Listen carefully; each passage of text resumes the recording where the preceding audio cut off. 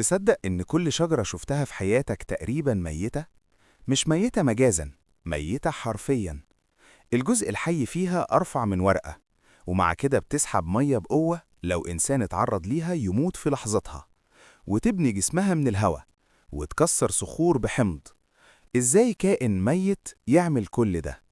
تعال نرجع للبداية. الشجرة بتشتغل إزاي؟ كل شجرة شفتها قبل كده أغلبها مش حي. الجزء الحي من الشجرة هو شريط رفيع قوي من الخلايا، محبوس بين خشب ميت من جوه ولحاء ميت من بره. الأشجار من أغرب الكائنات على الأرض، معظم جسمها ميت بس بتشتغل بكفاءة مرعبة. جواها ضغط سلبي لو إنسان حس بيه يموت فوراً. طب إزاي؟ خلينا نفهم. أول المعركة، الطريق لليابسة. من أكتر من مليار سنة، أسلاف النباتات كانوا عايشين في البحار. أجسامهم رفيعة، بيشربوا المية من سطحهم وبيعملوا أكلهم من الشمس. لكن من حوالي 470 مليون سنة قرروا يعملوا حاجة مجنونة، يطلعوا اليابسة. بقوا زي سجاد أخضر ماسك في الأرض المبلولة. بس مع الأرض الصلبة ظهر صراع جديد، مين يطلع أعلى؟ الأعلى ياخد شمس أكتر، واللي تحت يتخنق. الطول بقى سلاح، وابتدت معركة السماء.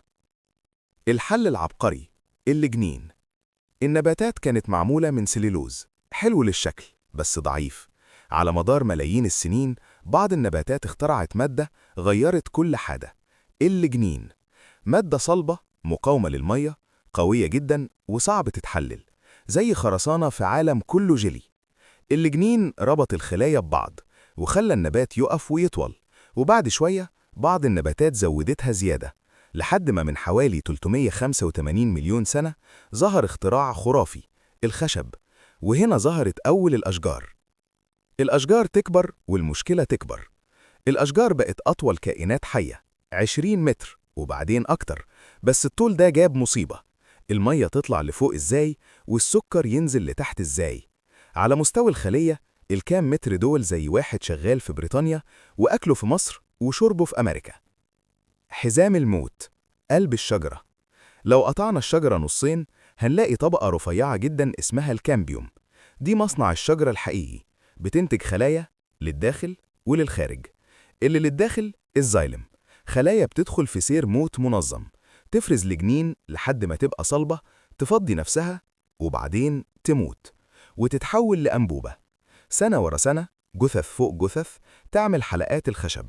ده هو الخشب، مقبرة خلايا. إزاي المية بتطلع لفوق؟ المية جزيئاتها بتلزق في بعض. لما الشمس تبخر المية من الورق، تسحب عمود المية كله من الجذور لفوق. القوة دي ترفع المية أكتر من 100 متر، ضغط سلبي ولا ماكينة في الدنيا تعرف تعمله. الجزء الحي الصغير قوي. للخارج من الكامبيوم في طبقة اسمها الفلوم، دي اللي بتنقل السكر، الإشارات والأوامر. بعض خلاياها تسيب نواتها وتعيش بالعافية، وخلايا تانية تخدمها وتصلحها. فوق ده كله طبقة تموت علشان تحميهم، اللحاء. الحقيقة الصادمة، الجزء الحي من الشجرة كام ملي متر بس، كل اللي شايفه خشب ميت.